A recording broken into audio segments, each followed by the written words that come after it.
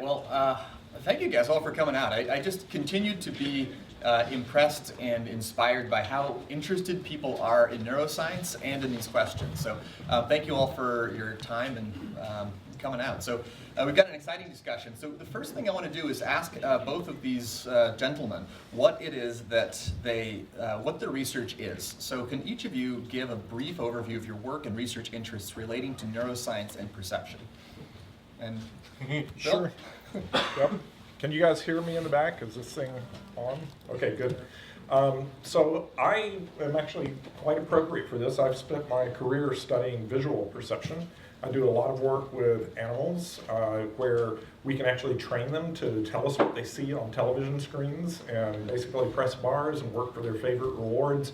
So we can actually study perception, and the question that's actually been foremost in my mind for a lot of years is how do these sort of hundreds of millions of neurons in the back of our heads, the visual parts of our brain, just electrical and chemical activity back there create the visual world that we're all experiencing right now.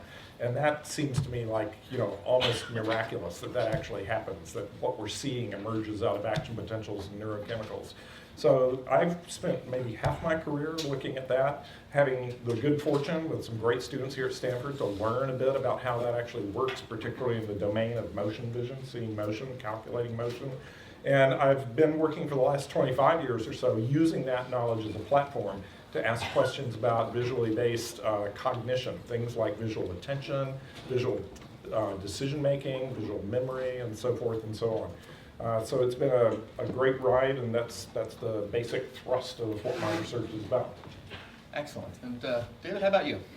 I've been very interested in something that's a close cousin to what Bill does, which is the issue of how does the brain construct perception in its entirety, not only vision, but all the other senses, given that it's locked in silence and darkness, and all it ever sees are electrochemical spikes, and yet somehow it produces this entire reality that we enjoy. So even though you're seeing us up in front, the vision of it is all taking place inside of your head. And there are air compression waves and different frequencies of light and so on, and you understand those as sounds and colors and so on. So this is, I think, for both of us, the heart of what is so fascinating about neuroscience. So my career has really been about understanding how the brain constructs reality from the level of the neurons and the neural networks to different ways that we can experience reality. For example, I've studied a lot about time perception and what can happen when you're in fear for your life and stuff like that, and things like synesthesia, which is something that about 3% of the population has, where their experience of consciousness is just a little bit different. It's not a disease or a disorder, it's just an alternative way to experience consciousness, all the way to the social impact of that. For example, where neuroscience intersects with the legal system and what we do about the fact that reality is quite different inside everybody's head. Great. Now, how would each of you describe, and that's from a scientific perspective, how about from a philosophical or a religious perspective? Could you each describe your worldview and how that, if it does, affect, motivate, inspire research questions you have or how you approach your work? Yeah, so I come from a very Christian tradition. My father and grandfather were both Baptist ministers. I grew up down in North Florida. That accounts for my evangelical speaking style, which many people have remarked on. I'm currently a member at St. Mark's Episcopal Church here in Palo Alto, so it's been kind of a winding way. I don't really care that much about denominations. I care a lot about the character of the local congregation. I was very interested in science from the time I was a kid. My parents never put any kind of block in front of that. They always encouraged me. And I think, I was a physics major actually as an undergraduate, but I decided I wanted to study the brain in part because it seemed like this is where it all came together up here between our ears, and somehow there's one world we live in, one reality we live in, and understanding the brain could sort of satisfy some of my curiosity about all of the things that we do as humans, from science and the laboratory bench, from, worship in a church pew. So I kind of hold up, I guess, the Christian worldview of this dialogue, although it's odd to me to use the Christian worldview because there's so many variations within Christianity, and maybe we'll explore a little bit of those tonight. I'm not conscious of my religious faith, other than being a motivation for getting into neuroscience in the first place, being actually influenced the questions. The questions I ask in the laboratory are just like any good scientist, I hope good scientists would do, which are curiosity-driven, understanding how the system works. I think probably my faith commitments affect maybe sometimes the way I talk about what we discover in the laboratory. I'm a reductionist in methodology. I'm not a reductionist as an ideology, and I think there's an interesting difference there to be explored. And I hope that my faith and faith commitments and background influence the way I treat people every day at work, even though it doesn't influence the actual experiments I do. My view on this has been, there's so much in science that we know, but there's an even greater amount that we don't know, and we are always, trying to build a pier out into the ocean of all the unknown to try to figure stuff out. But the fact is that there's still plenty of ocean in front of us, as far as the eye can see, actually. So my view in this question is, it's difficult to say I'm going to commit to being a strict atheist because it's difficult to pretend like we've got the whole thing figured out. Essentially, we're surrounded with mysteries. My personal view is that we know too much to subscribe to any particular religion because, at least in the literal interpretation of them, we already have so much knowledge that we can effectively rule out most of those claims. Just one obvious example is, the age of the Earth being 6,000 years old, according to biblical tradition. We now, through various means, have evidence that's at least 4.5 billion years old. This sort of thing makes me feel like we probably don't know it enough to commit strict atheism. We know too much to commit to any particular religious position, and this is a statement that you may have heard before, is that you already know what it's like to be an atheist because all you need to do is look at someone else's religion and you think it's ridiculous that they would ever believe that particular set of beliefs. So given that there are 2,000 religions on this little planet, I feel like we can probably go beyond that. So for me personally, that puts me in a middle ground. Some people think of that as agnosticism. I don't find that word particularly compelling because what it typically means is I don't know if the thing that I have inherited is true or not true. The guy with the beard on the cloud, maybe he exists, maybe he doesn't, that kind of thing. So I call myself a Possibilian, and the idea with Possibilianism is an active exploration of the possibility space. So that takes everything that we know in science and uses that to carve this space. So there's still tons of unknowns and tons of things, but we can rule out parts of that space, and we can open up new folds in that space. And one of the things that's so lovely about science is being able to hold multiple hypotheses at a given time. That's what scientists are really good at, is saying, well, we don't really know, it could be this, could be this. Okay, we'll try to gather evidence to weigh in favor of one or another, and until that time, we'll hold all of these on the table. Science's table is wide. So that's what I think is a useful position to be in. As far as that is Possibilianism. And this, by the way, does not mean that anything goes. Possibilianism, I've given talks on Possibilianism in the past, and people have come up to me and said, hey, I think that's great that you believe that, so you get where I'm coming from with this ESP and crystals and so on. So that's not what Possibilianism is. It is that anything goes at first, and then we use the tools of science to address those things. And as cool as it would be if ESP existed or something, it doesn't. To the best of our scientific studies on this kind of stuff and lots of other things, we can actually rule pieces and parts of that out. So that's my position. Great. Well, this is a great point to get started. I think that moving into the meat of the specific questions, I want to get each of your perspective on how big is the brain ocean. So David, you described sort of this pier that we're building out into the unknown. How much of the brain do you think we presently understand? If you had to give a percentage, just like point estimate, where are we at? Yeah. Are we like halfway there? Of course, it's impossible to give a percentage until you know what 100% is. But very little. I mean, we don't know the basic things. I wrote an article in Discover magazine in 2004 called 10 Unsolved Questions of Neuroscience, and they're still unsolved, just as unsolved as they were then. And I would have never imagined that when I wrote it, that in 2018 we'd still be struggling on these things. But like, one of the big ones is consciousness. How do you put together 100 billion neurons, or just specialized cell types, and 100 billion glia, and smoosh all these together, and you experience the taste of feta cheese, or the smell of cinnamon, or the redness of red, or the pain of pain, or something. If I gave you 100 billion Tinker Toys and asked you to start putting them together, at what point do you say, now I'm going to put this last Tinker Toy on, now it's experiencing the beauty of the sunset, or something? The question, we actually don't know how to answer this question in neuroscience about where consciousness even comes from. So, there's a deep question, of course, about can we build robots or computer programs that will become conscious, like Westworld, this sort of thing. But we don't, that could happen accidentally, but we don't even have a theory. The weird part is, not only do we not have a good theory of consciousness, we don't exactly know what such a theory would look like. Because we can't use our traditional tools of saying, carry the 2 and do a triple integral here, and up, there it is. There's the taste of feta cheese.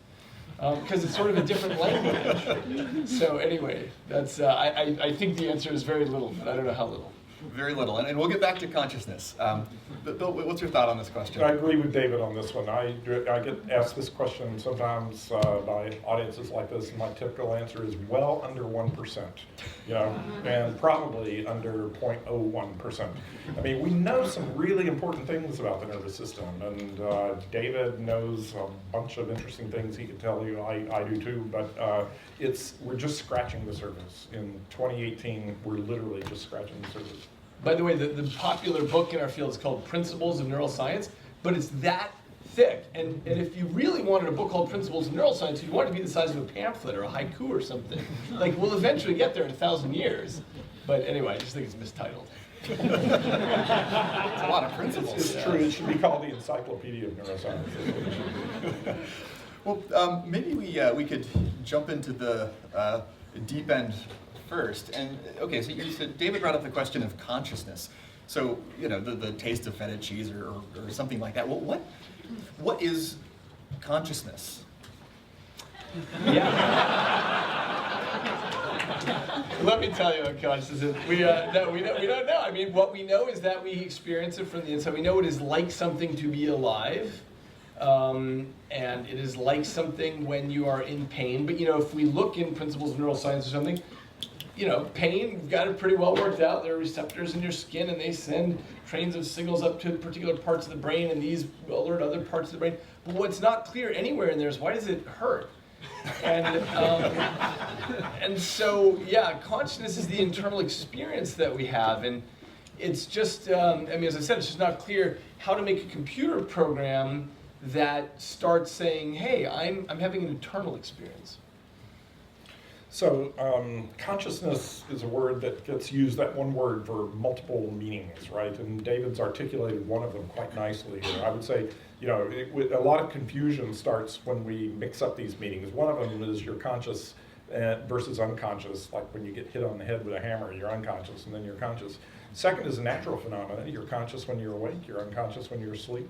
The third is what I would call the phenomenal consciousness that David is talking about here, the sense of awareness, of the direct sort of apprehension of the experience of redness or a particular taste or something, which the philosophers call qualia, if any of you are familiar with that. The fourth is really, I would call it self-reflexive consciousness. It's a reasoning about our own consciousness and about our own experience and building a higher level consciousness.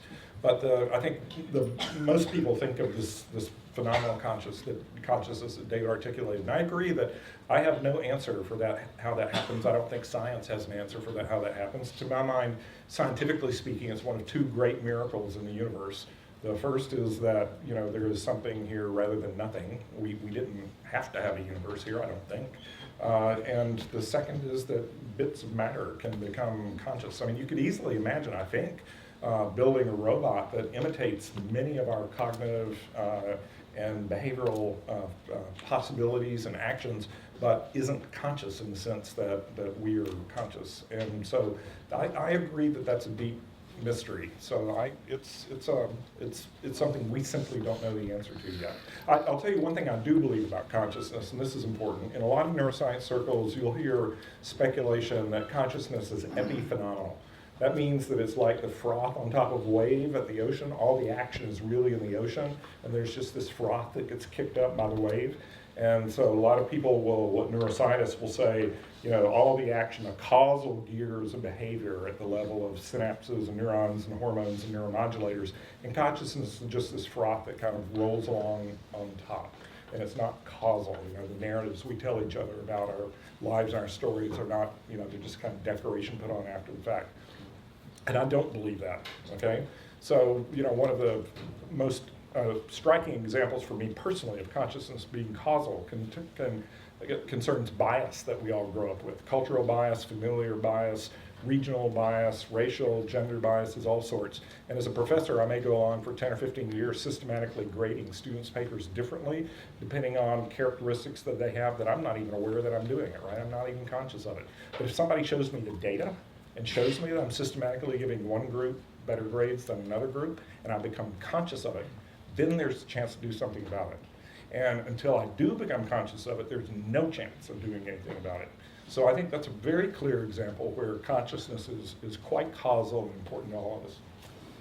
Yeah, David, what are your thoughts on the causality of consciousness, or the reality of it? I think the quote I was going to give that talks about this is from Francis Crick. You, your joys, your sorrows, your memories and your ambitions, your sense of personal identity and free will are no more than the behavior of a vast assembly of neurons. You're nothing but a pack of neurons. So Crick was actually one of my mentors when I was a postdoc, and I loved him. But what that quotation, at least, what that misses, at least by itself, is that there are emergent properties. So you can build things out of things. So I could say, look, I'm just 30 trillion atoms, but I'm more than that, right? I have love and hunger and desires and fears and so on. So,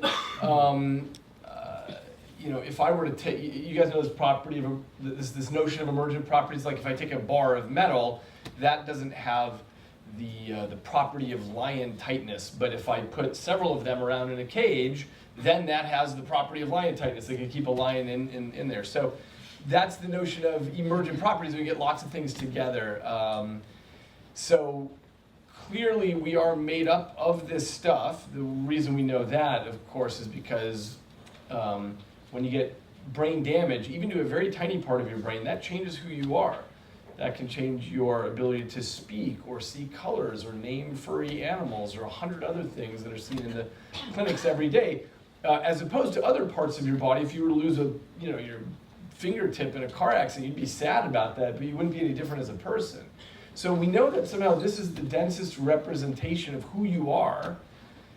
So this pack of neurons really matters. It's just that it's of a level of complexity that bankrupts our language. There are 100 billion neurons almost, and each one of these has about 10,000 connections with its neighbors. And every single neuron has the entire human genome in it. It's trafficking, millions of proteins around in very complicated biochemical cascades. So we're talking about a system that we can't even start to grasp. We're trying to invent new strains of mathematics and computation to try to even get at part of this, try to grab the tail of it.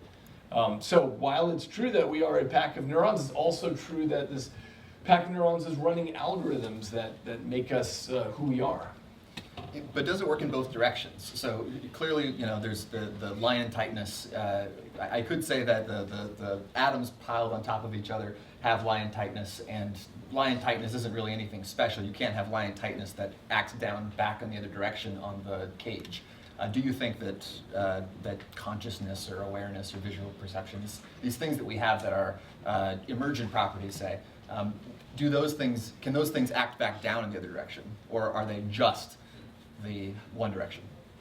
I do think that consciousness is efficacious. I totally agree with that. In my view, consciousness is sort of, the highest level of the operating system, which takes into account the things that matter at this scale of space and time, as opposed to neurons and atoms and things that are working in a completely different world down there. And so you've got this huge creature, we're like the Death Star or something, we're this giant thing that's lumbering around in comparison to these very small pieces and parts. And but it does appear that consciousness is efficacious. Now, I think it's true for both of us that we don't have an explanation, we don't have a full story about why that is, but it certainly seems that way. If we were making votes, I think we'd cast our vote in the same way there. And isn't neuroscience committed to bottom-up causes? In large part, but neuroscientists are very comfortable with top-down language. So we talk about attention, for example, the phenomenon of attention, and we talk about bottom-up attention, we talk about top-down attention. It happens all the time in classrooms and research laboratories around here. So bottom-up attention are things that come into your sensory systems that grab your attention. There's a motion over here, or a lion appears over there, and boom, I'm attending to it. That's bottom-up, my attention was captured. But top-down is an example. If I'm looking for a friend in this audience and I know they're going to have a red baseball cap on, I scan for red and boom, there I find it. That's top-down attention, where something that's a prior inside you that suits your behavioral goals is capturing attention. So to that extent, we are, we hear it all the time. I mean, if you go into psychology departments, you'll hear talk about the frontal executive, the executive in the frontal lobe. I always have a mental image of someone in a suit and tie and a briefcase walking off to work, talking about the frontal executive. So I've always found it odd, but it captures a certain reality of high-level control behavior, impulse suppression, planning for distant goals that I think is really quite important. So these are high-level organizational states of the nervous system, I would say, and those high-level organization states influence and orchestrate the activity of lower-level neurons that actually reach out and touch your muscles. So in that sense, I'm very comfortable with top-down. But a lot of neuroscientists don't like that. They think that sounds spooky. Okay, and they'll say, "Oh, that's spooky." But I don't think it's so spooky. It's like the example you asked David about the nothing but a pack of neurons. I mean, that's true to one extent, but it begs the question. I mean, an airplane is nothing but a pack of styrofoam and titanium and wire and copper and all this kind of stuff. But that kind of begs the point, right?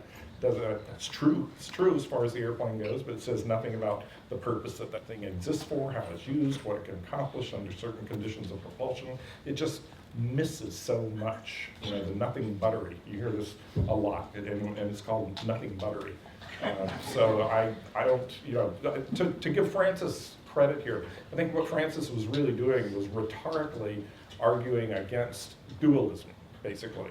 Because there's a sense in our tradition, and even in the Western scientific tradition started by Descartes, that you can't explain the mind ultimately and mental activity and the mental spaces that we occupy from these kinds of bottom-up machine-like explanations. And Descartes was convinced that there was a soul, an immaterial soul that operated out in some space that had nothing to do with the brain and the body. It was independent of the brain and the body. Of course, then he had the problem of saying, well, how does it interact with the brain and the body? When the mind out here makes up its mind to do something, how does it communicate that to the brain? And he postulated it came through the pineal gland. John Eccles, who won a Nobel Prize in the late 20th century for neurophysiology, was a dualist. And he thought that the mind interacted with the brain in these fascicles of axons that go up to the surface of the cortex. And to a neuroscientist, I think that kind of reasoning just is not satisfactory. It's like postulating magic for something to control the brain. And we're operating on the conviction that all of the wonderful things about our mental lives comes from within the brain. And I think I call that central dogma of neuroscience. Actually, neuroscience has a dogma. It's a dogma in the sense, not that I'm going to cut the head off of anyone who goes against my dogma, but just that's a background assumption we bring to work every day when we come to do experiments. Do you mind if I ask you, Bill, then, how do you think of your Christianity in relation to that? Yeah, that's a good question. So I think of it in much the same way that I think of my belief in friendships and my experience of friendships, or the way that I come to believe in justice or things of that nature. It's not an extra brain thing. It's all mediated through my brain, and it's mediated through my experience. Of course, a lot of this I inherited from my family and my culture of origin. But anyone who inherits that gets to a certain age, and you start thinking, was I fed a lot of hokum or something, and you start measuring things against your existence, against your experience. And I think that you come fundamentally and deeply to an interpretation of the world and what kind of universe do we live in.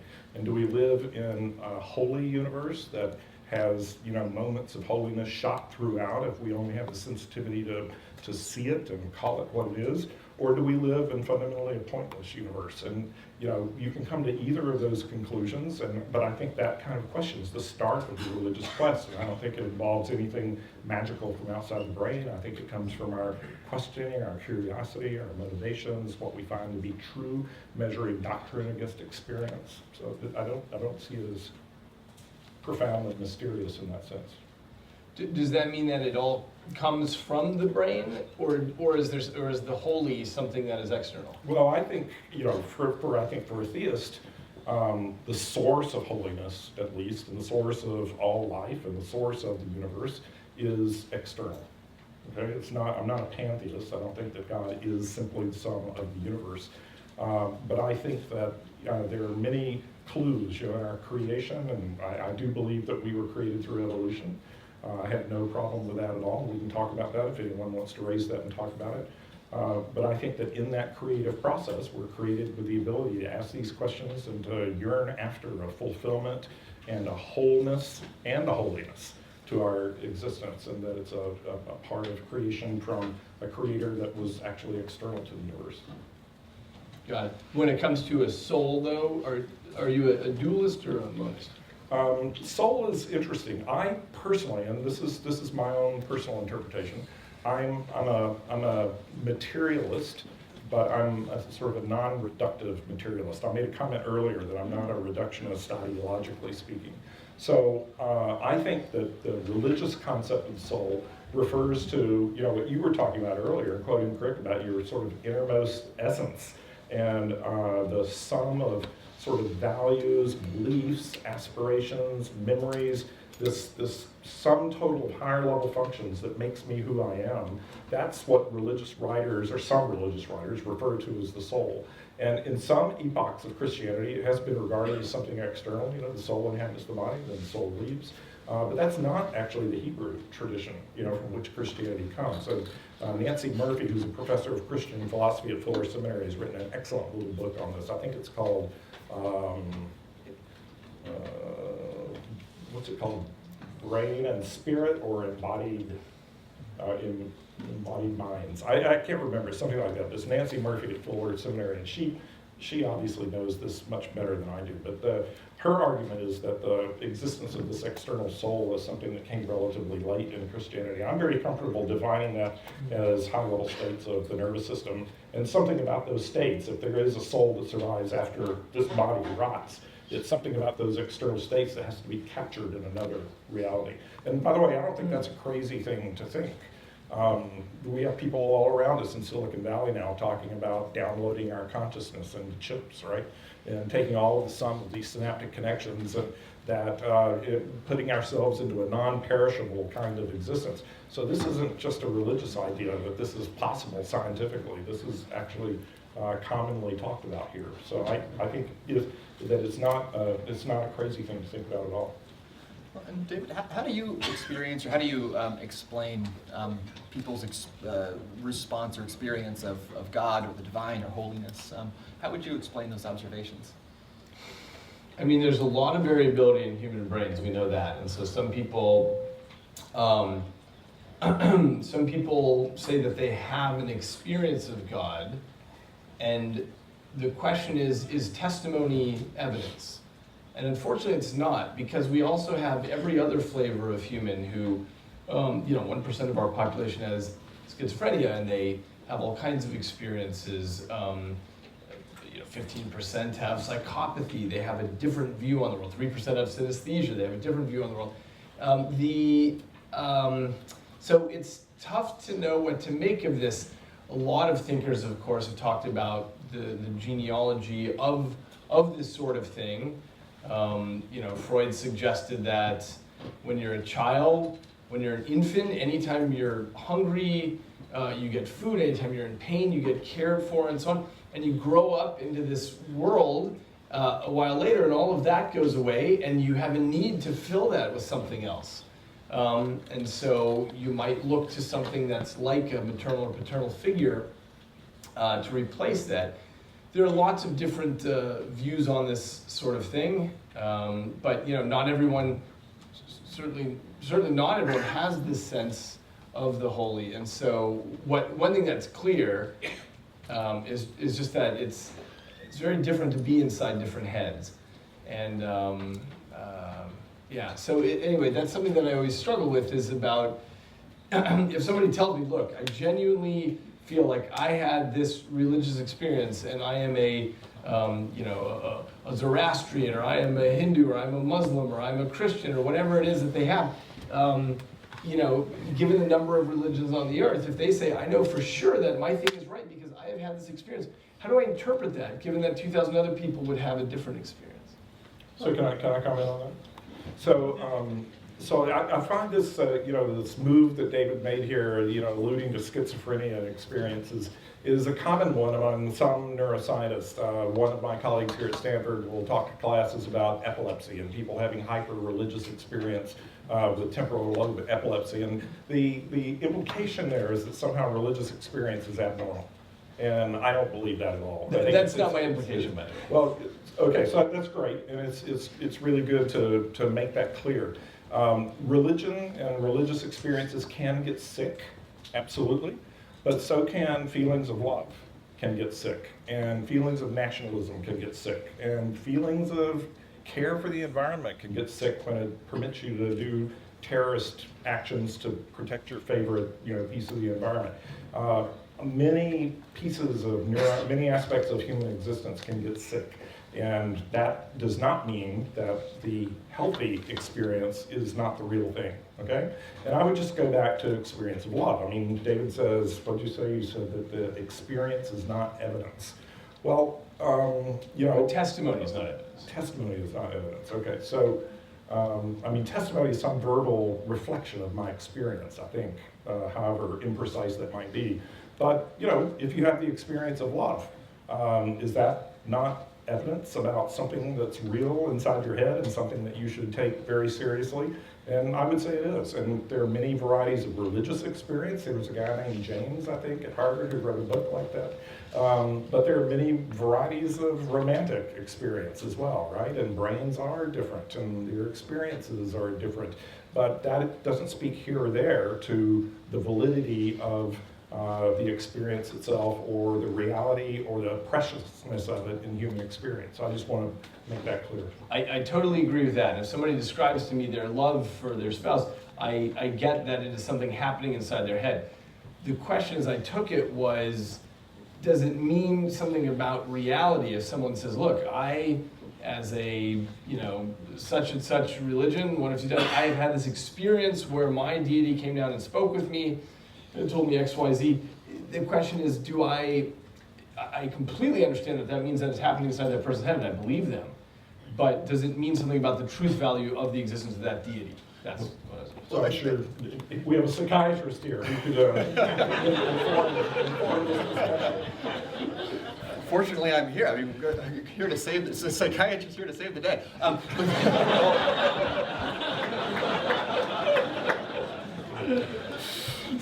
But I think this gets to the question that's sort of we've been approaching from a number of angles, but let's ask it explicitly here to both of you about, is there an objective reality out there? David, you said that, quote, the world around you is an illusion, a show put on for you by the brain. We could say that, okay, 90+% of people around the world have had some sort of experience of the divine or the holy or something like that. And you're saying, well, yeah, it's happening in their head, but is it real? We can't be so sure. But then what about the color red? Is that something is that just true in general, that we can't be sure of any reality, or is it just God that we can't have a real experience of? In terms of objective reality, the one thing that we do know is that we are sampling just a little portion of the world. So Take something like the electromagnetic spectrum. We have what we call visible light, which is all the colors of the rainbow. That's less than a 10 trillionth of the light that's out there, the different frequencies of electromagnetic radiation. We have specialized receptors in the back of our eyes that allow us to pick up on this little thing. We say, oh, there's the world in front of me. But in fact, everything, radio waves, microwaves, gamma rays, x-rays, it's all passing through your body, completely invisible to you. You have thousands of Stanford cell phone conversations passing through your body right now, and you're not aware of it because you don't have the specialized biological receptors to pick up on those. So we know that what we're picking up is a very tiny slice of reality. The same goes for hearing and so on. And when you look across the animal kingdom, you find all kinds of interesting peripheral devices that animals have to sample different portions of reality. So snakes have heat bits to pick up on the infrared, and honeybees detect the ultraviolet range, and of course, we build machines to sample the radio range or the X-ray range and so on. So what we've been doing, I think, as science is scratching at the surface of figuring out all the parts that we don't even have any experience of. So as far as objective reality goes, we know for sure that we're not seeing most of it. And if nobody knows how string theory is going to come out, whether that'll win the day or not. But in string theory, typically what's postulated is 13 spatial dimensions, of which we occupy 3 of them.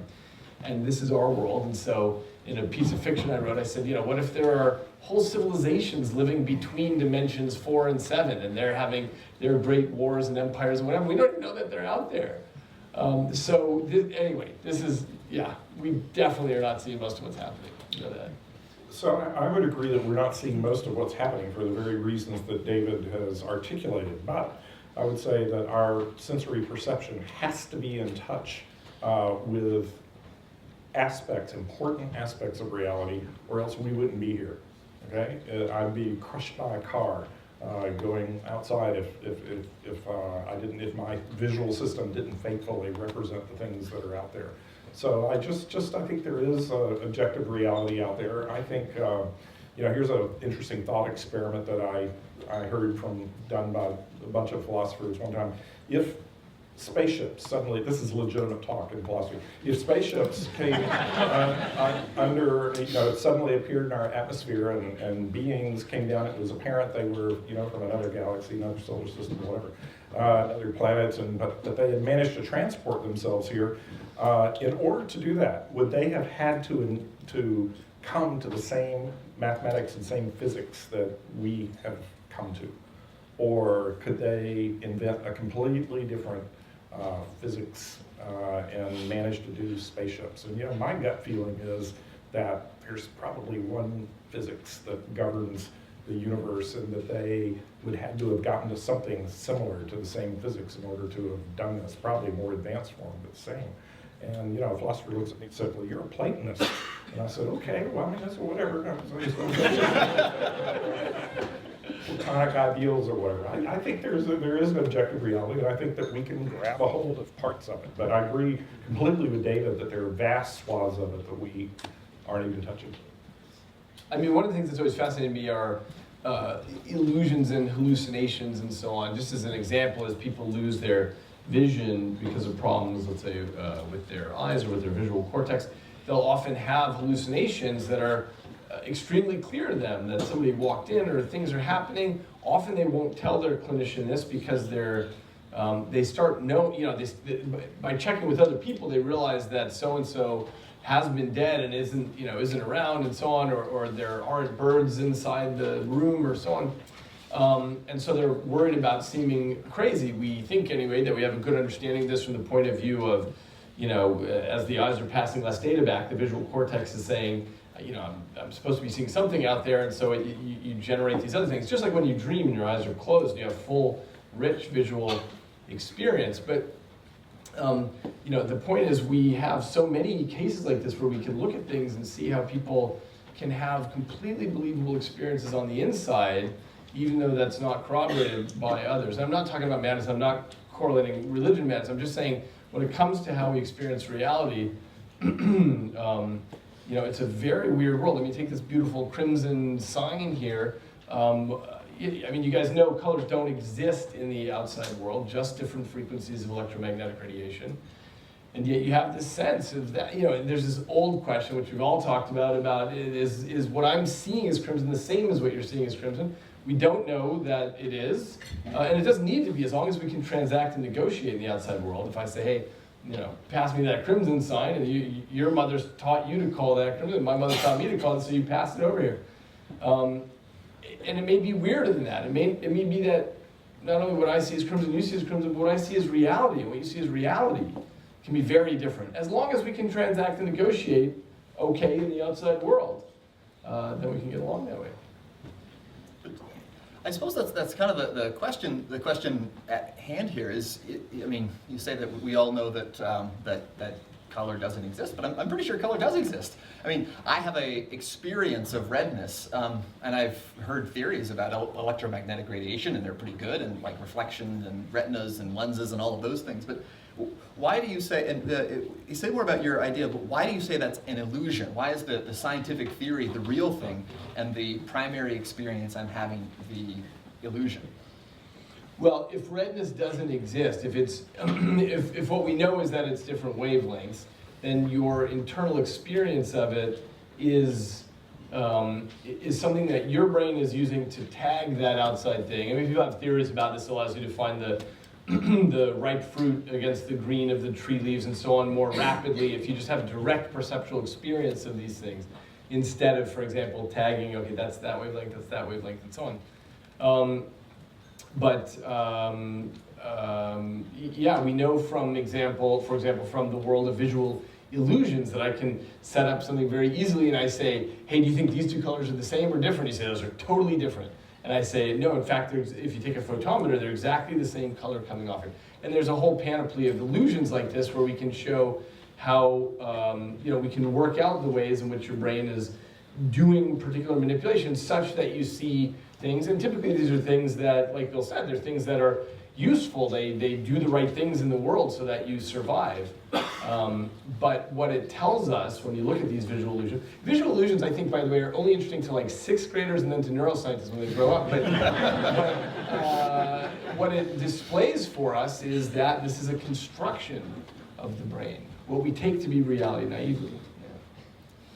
All right. Well, let's switch. Let's focus on the question around the ethics of senses. So, David, you do sensory enhancement. You're working on trying to add senses. Maybe say a little bit about that. But then, what does that mean? Does that have any ethical implications? So what I'm doing is building devices like this wristband, which is picking up on sound and converting it to patterns of vibration on the wrist. This is for deaf people, and it converts sound from high to low frequencies. And it's essentially exactly what your inner ear is doing, just transferred onto the skin. And deaf people can come to understand the auditory world that way. And so this is an example of something that's generally called sensory substitution, where you take data that's normally getting to the brain through whatever peripheral devices you have, and you just stick it into the brain through a different device. Of course, this is connected, goes up to the spinal cord, goes into the brain.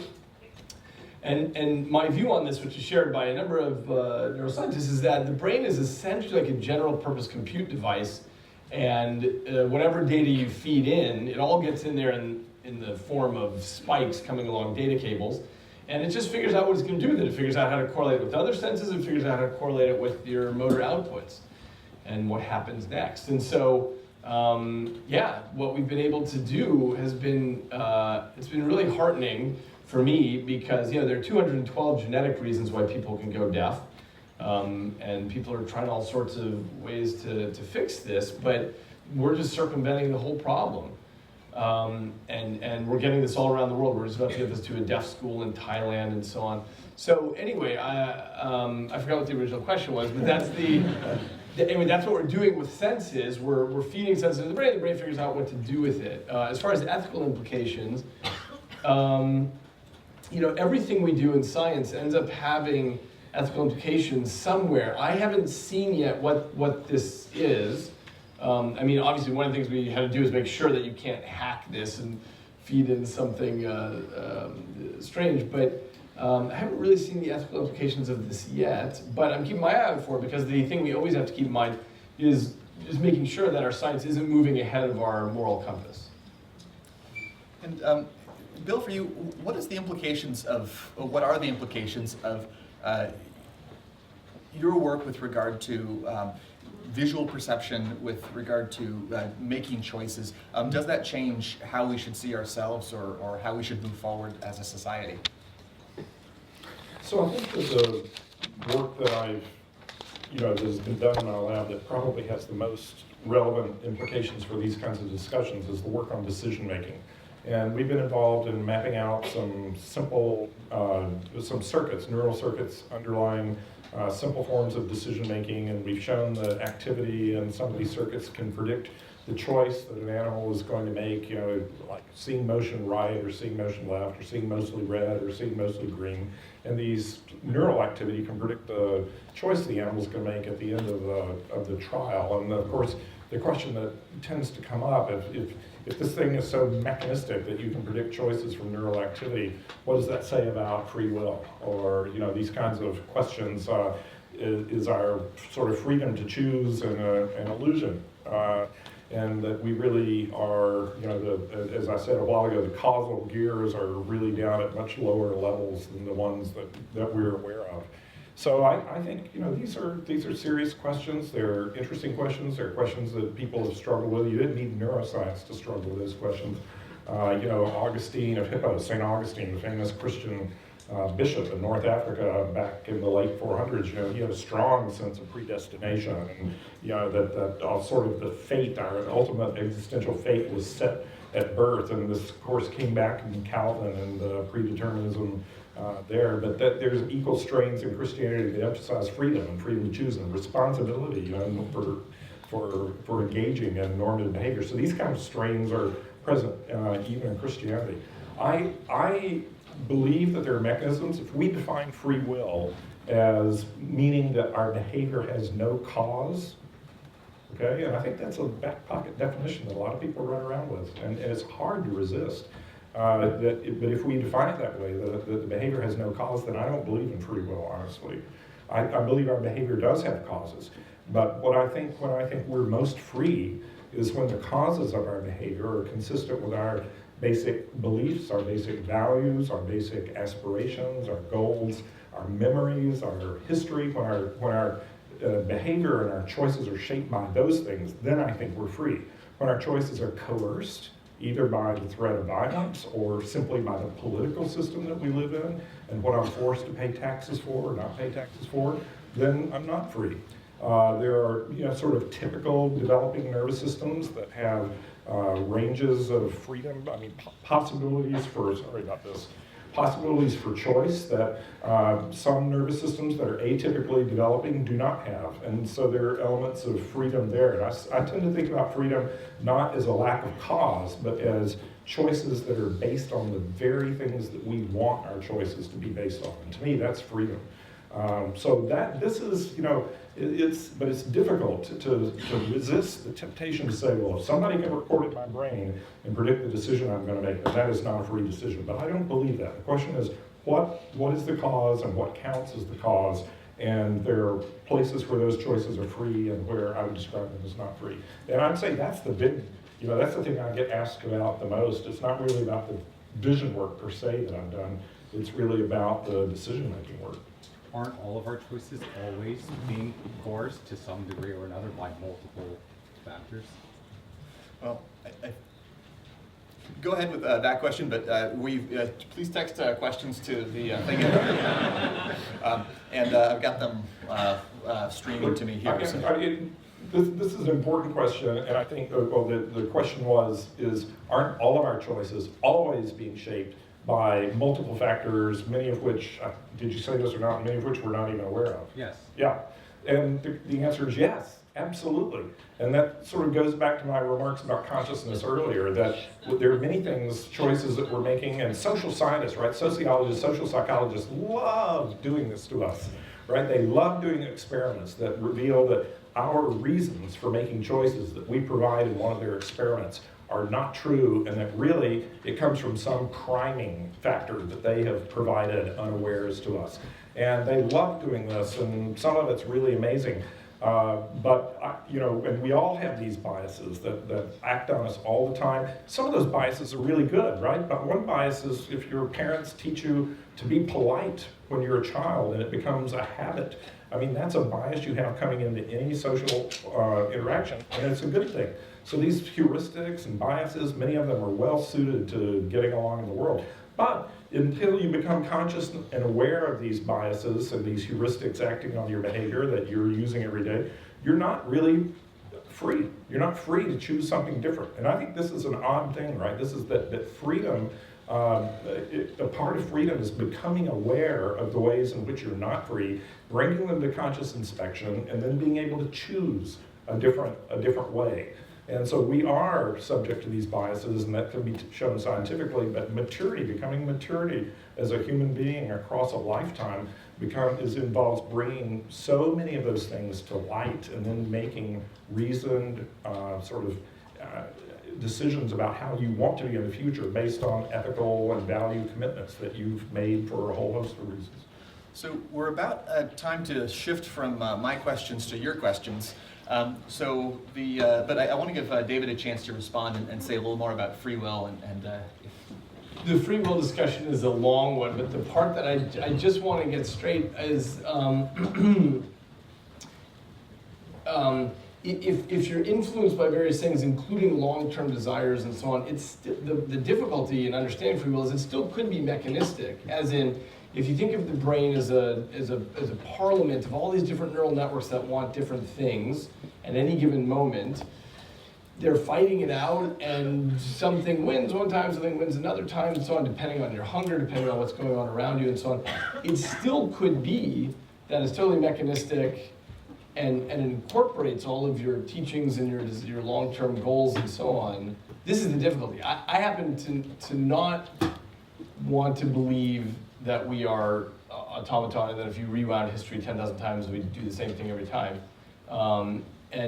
Part of it is just wondering if our science is too young to even know exactly what we're talking about with this. But for better or worse, the reason that so many of our colleagues believe in the absence of free will is because it does appear to be a system where everything drives everything else, and it's not clear where this extra bit gets pushed into the system. Yeah, and so I'm going to say again what I said. I don't have a problem with mechanism. I believe in mechanism. I want the mechanisms to be there. When I cross El Camino, I want the visual system to give me the right answer 100% of the time.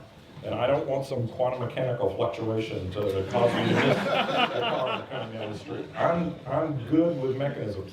Now, and I think that there are mechanisms that mediate decisions that are based on all of these positive attributes about ourselves and our development that we want to have cause our behavior. And I'm good with those mechanisms, and to me that doesn't reduce freedom. Now, the freedom, we're not automatons, okay? There are many sources of noise inside the nervous system, mostly thermal noise, little ion channels popping open and closed all the time in very unpredictable ways. Now, in theory, if you ran everything back to the same position in space and time, to the atomic level and ran it forward, would it come out the same? I don't know. But practically speaking, it comes out differently. You sit on the knife edge of a decision, and you decide this way one time, and you decide this way another time, and that is fundamentally not predictable, and it's important that we not have perfectly predictable behavior.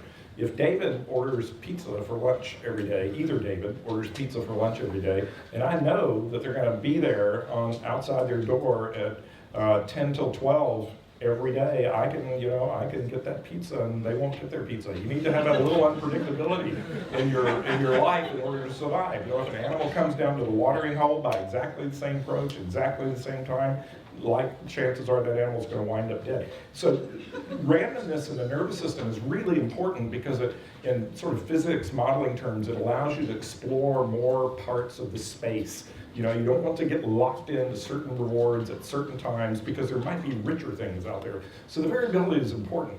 And there is quantum mechanical variability that matters. It's probably not about ion channels and neurons firing, but the classical quantum mechanical effect is absorption of photons by matter. And it's exactly absorption of high energy photons by the skin that can lead to melanoma. And if you get melanoma and die, it has real effects in the macro world. It has effects on you, it has effects on your family, it has effects on your friends, your colleagues here at Stanford or wherever you are, and boy, those ripple through, and that was a series probably of quantum mechanical events, just by physics, not predictable. So we don't live in a deterministic, automaton-like world. Biology's been really spectacular at getting as faithful mechanisms as possible in place to get us through a very chaotic world, but it's not, it's not in the end, I think that's a wrong metaphor for us to use.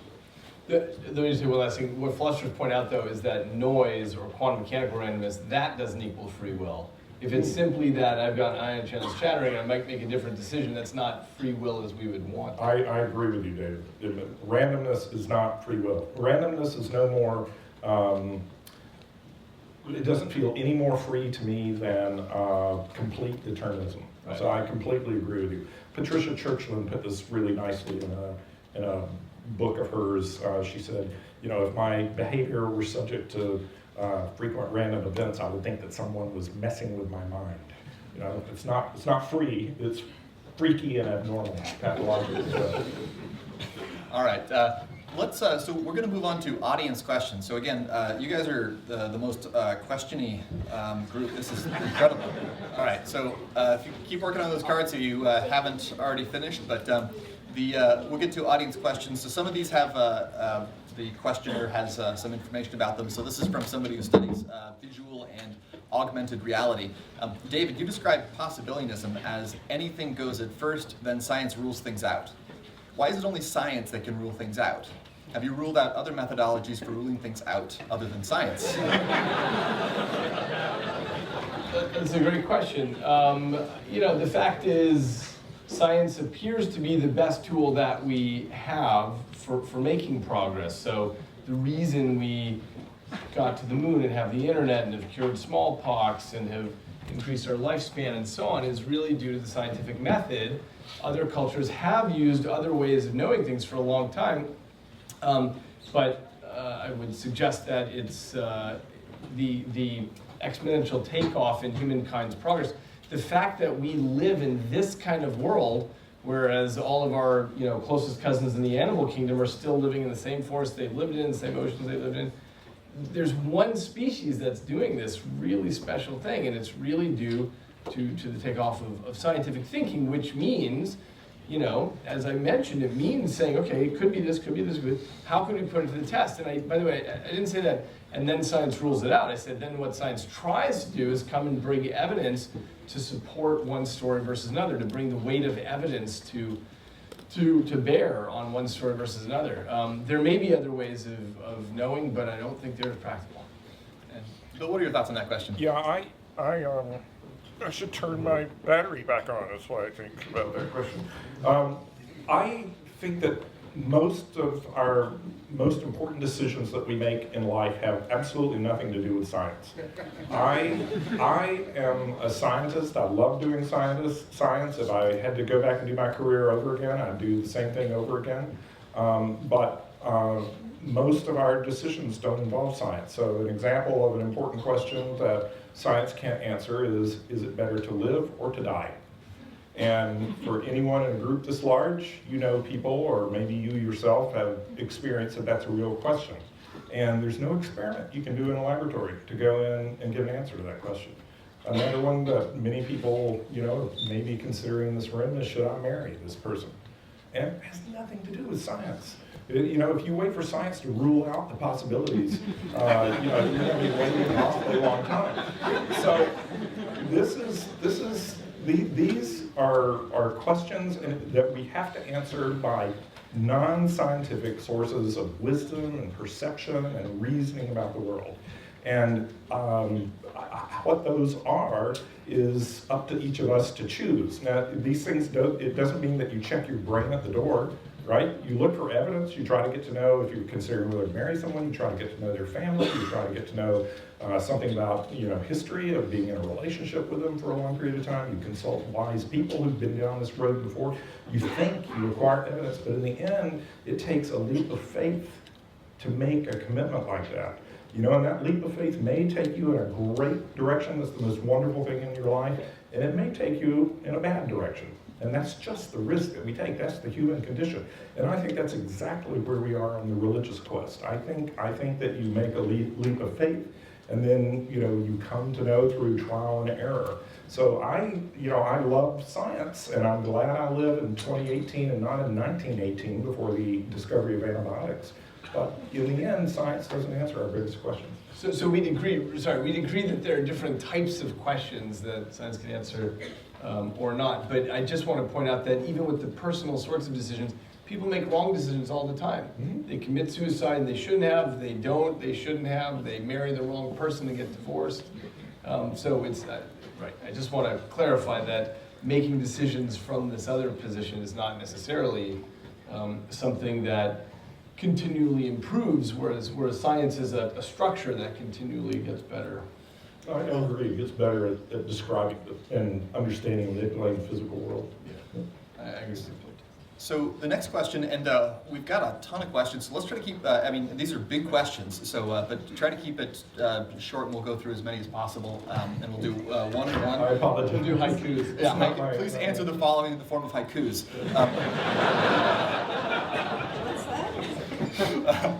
So as short as possible. I know that's impossible, but here we go.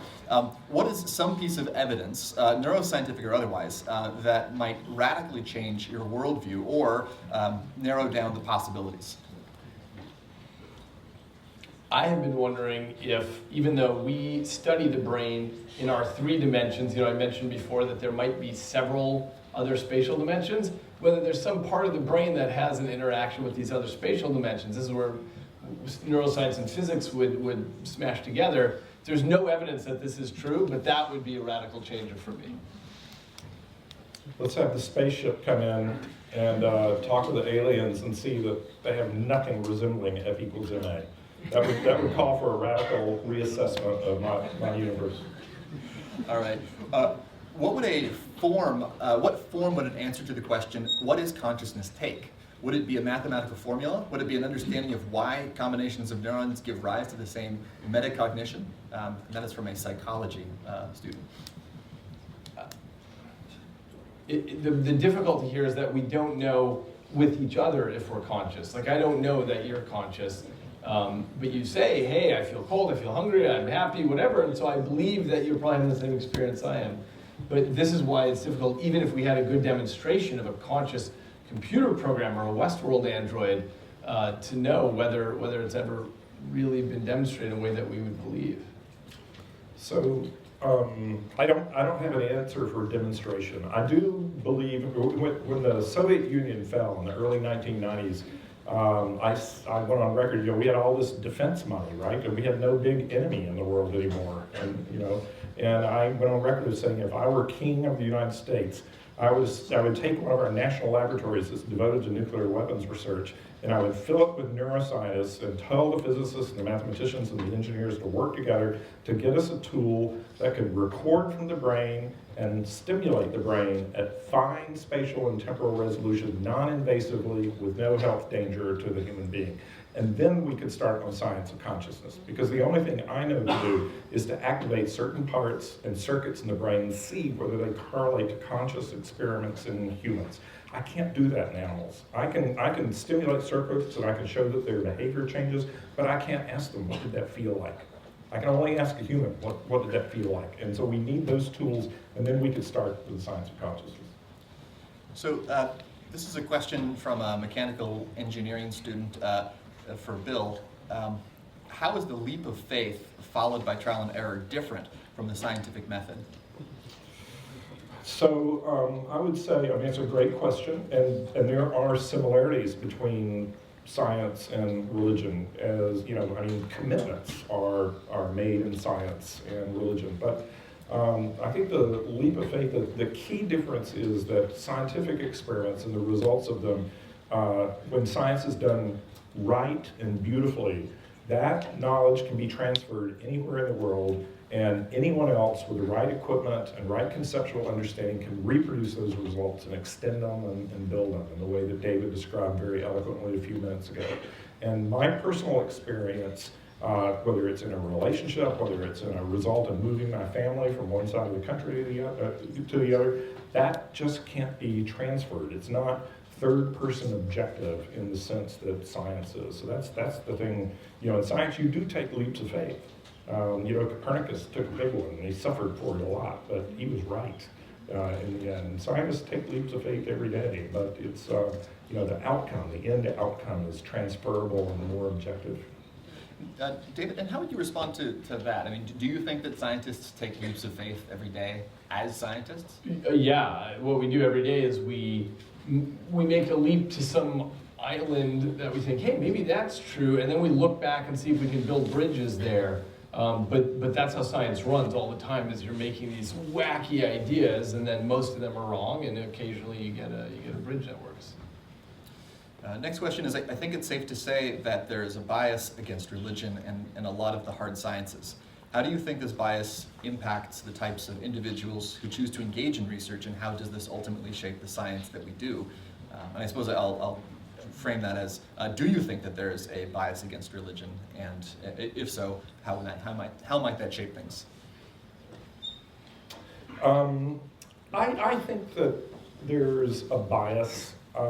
It's peculiar. It seems to be applied unevenly across religions.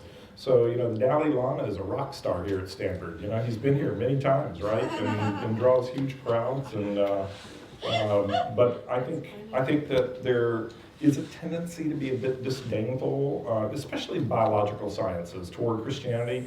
And some of that is good. It's with good reason, because some of the central advances in biology were resisted and still are resisted by elements of the Christian church, and biologists just don't like that very much. And so there is some really. I've heard scientists. These are real scientists here at Stanford. They'll talk about it will come to light that I went to church last weekend or something. And said, yeah, and I'll try to engage in conversation. Do you have any religious experience, or do you have any religious connections yourself? And say, no, I'm a scientist, I don't go in for that. As though being a scientist and being religious were opposite things. So I do think there's some pejorative stuff associated with it, and probably some students here can tell much more telling stories. I don't know what David thinks. I agree, there is that bias.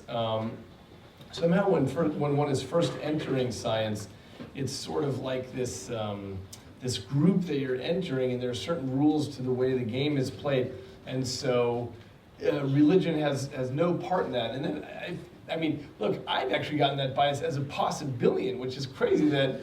But my atheist scientist friends really beat me up about that sort of thing. So I feel like that bias definitely exists. Whether it affects what happens in the laboratory, I don't know, because in fact we go in every day as whatever we are, and we do the science that we're doing. So I don't know that it affects us day to day.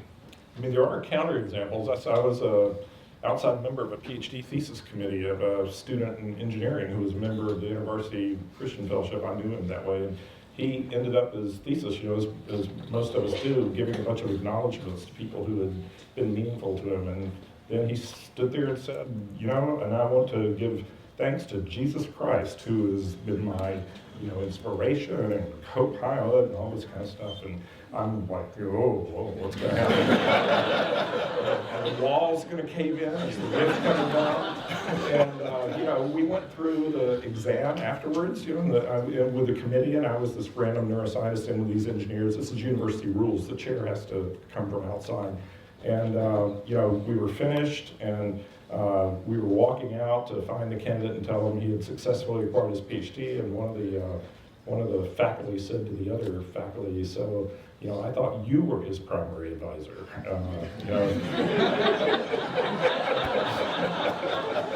And the other faculty member just kind of chortled and grinned and said, well, I don't mind playing second fiddle to that guy. So, you can see striking counterexamples, even right here at Stanford. On the other hand, I did have a faculty member, a colleague in my department, tell me that Memorial Church should be removed from campus. What he said was, we should bomb the thing. And this was before 9/11, so, but, he said, we should bomb the thing. I said, why? He said, it's a monument to irrationality. It has no place on a university campus. And I said, look, by far the most irrational thing I've ever done in my life is get married and have kids. And if you want to start bombing monuments to irrationality on campus, you better start with my condo over Peter Cooper.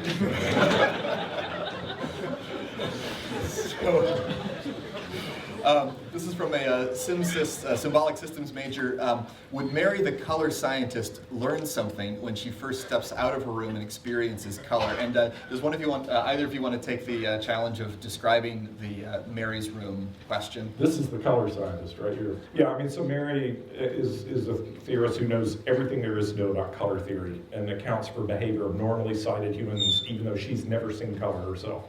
And then magically she sees color for the first time, and the pointing question is, does she learn anything new from seeing the colors and experiencing that she did not know from the complete scientific mastery of color vision? Right. That's the question. Yeah. And this, what I think this exposes is the difference between all the work we do here and the experience that we have. I mean, if I gave you a textbook about exactly why you love chocolate ice cream, the question is, would that actually change anything about your experience, or would you love chocolate ice cream exactly the same way?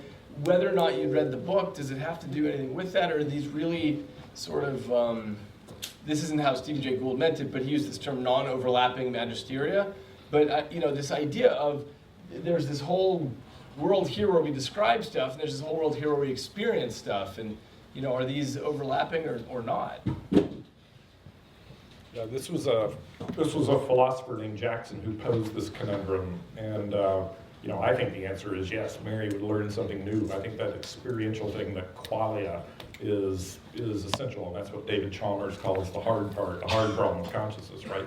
But there are people who disagree, and I think I heard that Jackson himself has disavowed that argument. He became convinced that that was not the correct answer, though I don't know the details. I'm sure that in this room there's somebody here who knows that. Tell us. Good for him. I mean, I don't know which is the right or wrong answer, but good for him for becoming famous for this idea and then reversing it. Takes courage. So for Dr. Newsome, as a neuroscientist, how would you explain the Holy Spirit in terms of neurons and activity of the brain? And I suppose this gets to the broader question of, is it possible, maybe for David, for there to be a hyperdimensional being, or God? Can God directly communicate with us? I mean, like, is it possible for there to be interactions outside of the workaday ones of vision and such? Yeah. So, I mean, first of all, the tradition that I grew up in, it wasn't the Holy Spirit, it was the Holy Ghost. And it wasn't even the Holy Ghost, it was the Holy Ghost. And some of you may know what I'm talking about here. But I can't explain this, of course. I tend to think of the Trinity, from a Christian perspective, of just three different ways of experiencing God. God the Father is eternal. God the Son is a particularly unique revelation that was made flesh, appeared in our midst in the life of Christ. And the Holy Spirit are a sense and a way and a conviction that we continue to be in dialogue, with the transcendent on an everyday basis. And I don't envision it as three little statues sitting up there. I just think of it as three different ways of experiencing the same reality. I tend to operate, I'm a neuroscientist, I'm in that culture, I tend to operate on the assumption that all of this is mediated through our daily experience according to we don't know them yet, as David and I both said, but according to mechanisms of interacting with the world that are in our brain. But can I rule out the possibility that some people have an unusual and non-physical kind of experience that I simply haven't had in my life? No, I can't rule that out. I'm not going to rule that out. David and I have talked about this a little bit, and as a psychiatrist, he sees quite a bit of this, and he's on top of data that I'm not on top of. It's some surprisingly large percentage of people who claim to have these kinds of experiences, right? Yeah, something about 1 or 2% of people having experienced an hallucination in the past, 30 days or something. But it's surprising. But I suppose this raises the question of, I guess as a Possibilian, is it possible that God or a higher being is actually communicating, sending information to our brain? Sure, and one of the things that's difficult about one thing I've noticed about the scientific community is that we're always fighting a battle on two fronts, which on the one hand, we're trying to get rid of stupid ideas and really fight against those and show why those are dumb. And on the other hand, we're trying to be, let me just say, possibilians in that sense of saying, well, hey, what about this, what about that? And these are often contradictory, and so it's difficult to know where to play that in science. But we haven't ruled out that extra dimensional influences on the brain or anything. This is not equivalent to saying that is what's happening, or even that it's likely that that's what's happening. But because it's not something that's ruled out, I think it's a little point in the possibility space that we have to keep until we can't anymore. All right. Well, that brings us to 8:30. So we let's thank both of our presenters.